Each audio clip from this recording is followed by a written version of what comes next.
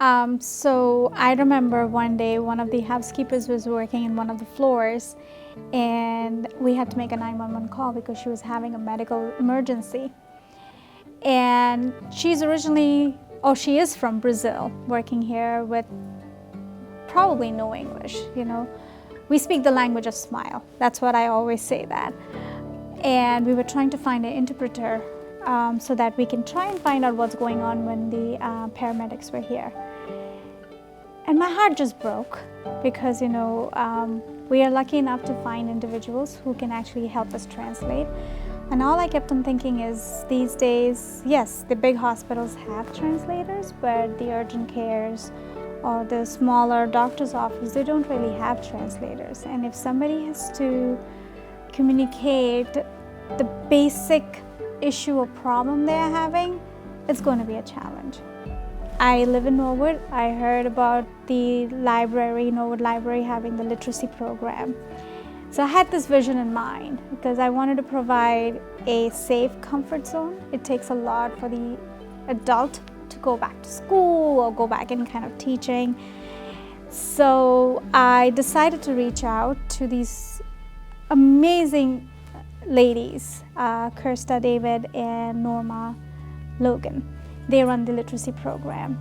Yeah, she actually, Shumala Ghosh reached out to us. She's the general manager over there, and she just gave a call to our office one day and said, listen, I have a lot of employees that could use your services. I heard that you have tutoring for people that want to learn English or improve their English. And what do you think about partnering with us to bring something offsite to, you know, it would be on site over there, but offsite for us. And so that's how the conversation got started. So when we received the we introduced this program, we had a sign-up sheet in our employee cafeteria. I would say I got a response of 40 individuals. Okay, so we had to break it down by levels. You know, these are individuals who speak decent English. I think the perception was they're signing up for ESL. You know, but it's technically not really an ESL program. It's a little different. So we had to basically break it down by levels. You know, someone who has no idea of any of the English words, or someone who has a little bit of knowledge in spoken English.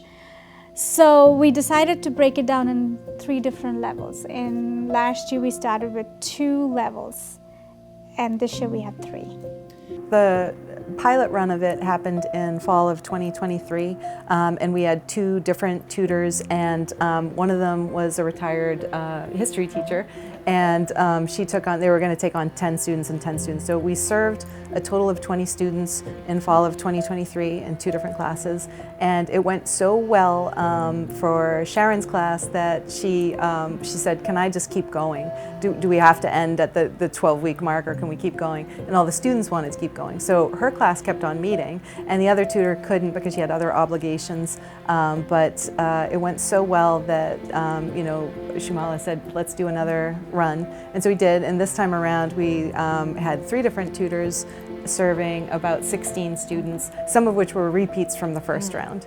So it really kind of took hold, and we're hopeful that it'll keep going beyond the first, you know, 12 weeks, the initial 12 weeks again. Yeah. So first and foremost, the Norwood Literacy Program requires you a commitment of 12 weeks to be in this program. So I decided to commit to the first 12 weeks where the hotel will pay for the 2 hours that they meet on a weekly basis. I will provide them with the meeting space free of charge, and providing that environment that is more comfortable. They know the hotel, they know the individuals who are they meeting with. And then make it a point of constantly encouraging them, whether I walk through their hotel, meet them, just listening to them, making sure those managers are supportive, and having those communications more in English so they're getting more confidence in their operation. So that's how we support at the hotel. We were lucky to find tutors who wanted to go off-site. I mean, this is one of the first times that we've ever gotten into a project that was off-site. Everything is right here. Our tutors and students meet here, sometimes in neighboring libraries also. But this was the first time that we actually had to coordinate and administer something off-site. So it's been a learning experience for us. I am so, so, so grateful to these two individuals, wonderful ladies. I had a vision in mind, and they are the one who made it happen for me. I know the program is very popular. Currently, they do have a wait list, but they literally helped me bring this program to the hotel and to my staff. And a lot of people don't know that we're here, you know, and the more that we get the word out that we do have this program in the library, and it is a service, you know, so a lot of other people find out that way, so that we can reach out to the community and know that we're here and that we can serve adult students. I think it's important to PR, I guess you'd call it. Absolutely. The managers constantly say that they're more confident. They're trying to basically converse in English. I have seen how their morale is boosting, and that's what I wanted. You know, I constantly want to help them. I'm an immigrant, so I understand it's pretty scary, and I want to give them that confidence so that they can live their life here.